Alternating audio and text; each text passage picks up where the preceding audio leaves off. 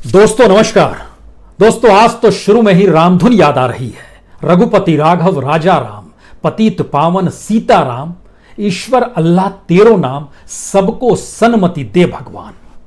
दरअसल ये वो रामधुन है जो कि भारत के आजादी के संघर्ष का एक लिहाज से मूल मंत्र बन गई थी और महात्मा गांधी ने ईश्वर और अल्लाह के जरिए भारत के हिंदू और मुसलमान को संघर्ष के एक ही धागे में पिरो दिया था। ब्रिटिश सत्ता भारत के हिंदू मुस्लिम को बांटना चाहती थी और महात्मा गांधी जिस भी सभा में जाते, चाहे वो प्रार्थना सभा हो या फिर कोई रैली जैसी सभा, वहां पर यह रामधुन जरूर बजती थी। और आज रामधुन शुरू में याद इसलिए भी आ गई क्योंकि अयोध्या में रामशिला पूजन के बाद जब प्रधानमंत्री ने भाषण शुरू किया तो उसमें राम जन्मभूमि के लिए संघर्ष करने वालों की उस कतार को आजादी के संघर्ष करने वालों की कतार के साथ खड़ा करने की कोशिश भी की। और शायद इसीलिए जैसे ही जय सिया राम शब्द आया वैसे ही हर की जुबान पे हे राम शब्द तो जरूर आया होगा। हे राम। महात्मा गांधी ने अपनी जिंदगी में बहुत सारे लेख लिखे, बहुत सारे वक्तव्य दिए, बहुत इंटरव्यू दिए। कमोवेश अधिकतर जगहों पर उन्होंने राम राज्य का जिक्र किया।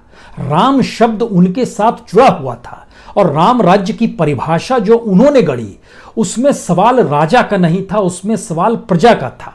क्योंकि वो बार बार जिक्र करते थे कि प्रजा या नागरिक अगर अपने तौर पर धर्मनिष्ठ है, वो वीरवान है, तो फिर राजा को उस दिशा में जाना ही होगा जहां जनता जिस रूप में सोचती है और उसको उसके हक मिलने चाहिए और वही सिस्टम काम करेगा।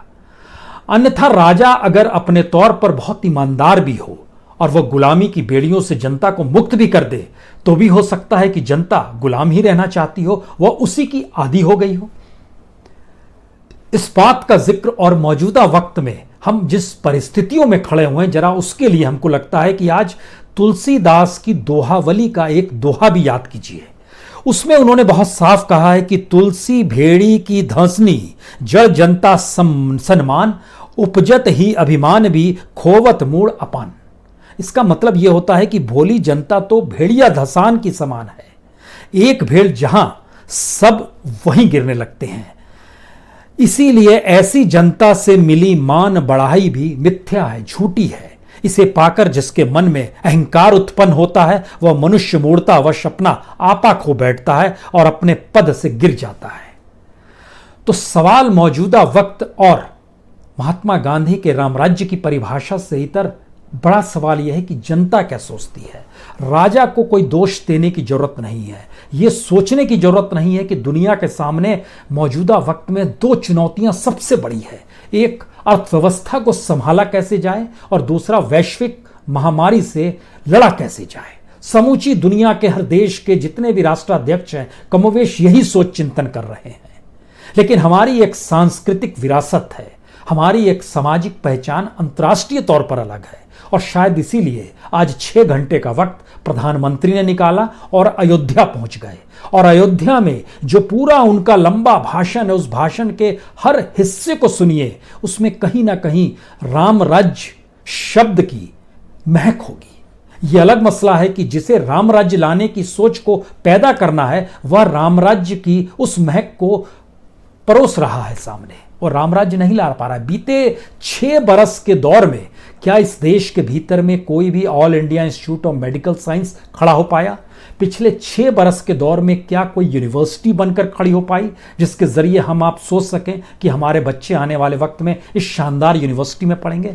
और तो और क्या इस दौर में यह भी ऐलान हो जाता कि अयोध्या में एक उसी तर्ज पर गुरुकुल बनेगा जिस तरीके से राम गुरुकुल में जाया करते थे, लेकिन उसको एक आधुनिकरण होगा। शायद वह आने वाले वक्त में नालंदा या तक्षशिला की तर्ज पर डेवलप हो जाए। क्या यह सोचा जा सकता था? मुश्किल सवाल है, क्योंकि जनता मौजूदा शब्द में यह भूल चुकी है कि उसकी आस्था में धर्मनिष्ठ होना महत्वपूर्ण है या नहीं है। यहां राजा का दोष नहीं है, जनता को क्या चाहिए ऐसे वक्त में जब देश अलग अलग मुद्दों से ना सिर्फ जूझ रहा है बल्कि हजारों हजार की तादाद में हर दिन खबर आती है कि इतने बीमारी से ग्रसित हो गए।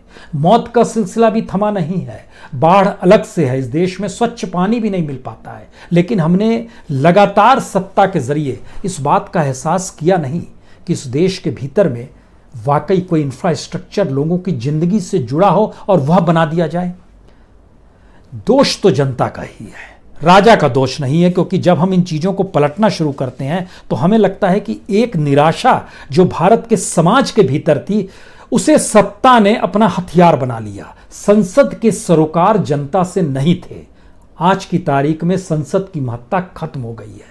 इस देश की सुप्रीम कोर्ट के फैसले और सुप्रीम कोर्ट के अपने सरोकार लोगों से नहीं थे। वहां तो एक एक वकील तक पहुंचने में आपकी जेब में एक सुनवाई के लिए 50 लाख रुपए होने चाहिए, जो बड़े वकील लेते हैं।